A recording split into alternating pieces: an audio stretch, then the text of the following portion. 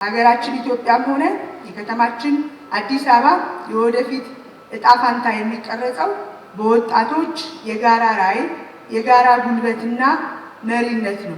ስለሆነ ዛሬ ላይ ቆመን ለነገ ጭምር በሚጠቅም መልኩ በተከታታይ በተግባር በቁርጠኝነትና በድፍረት ዘላቂ ሰላም መገንባት ላይ ወጣቶች የማይተካ ሚና እንደሚጫወቱ በማመን ወጣቶች የሰላም ተጠቃሚዎች ብቻ ሳይሆኑ ገንቢዎችና ጠባቂዎችም ስለሆኑ ሚናቸውን እንዲወጡ ማስቻል የግድ ይላል።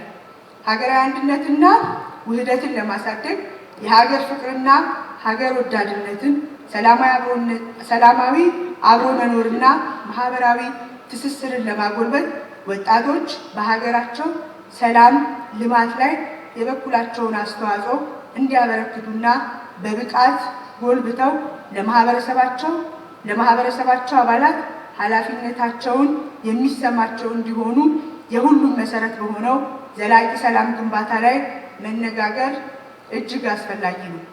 ዛሬ ወጣቶች ፍላጎታቸውን እውን ለማድረግና የበለጠ ሰላማዊና ፍትሃዊ ዓለም እንዲኖር ፈጠራን እና የዲጂታል አውድ እውቀትን በመጠቀም ላይ ናቸው።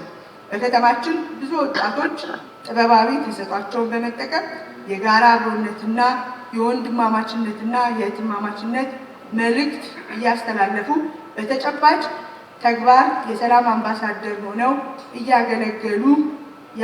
እያገለገሉ ያለመታከት እየሰሩ ይገኛሉ።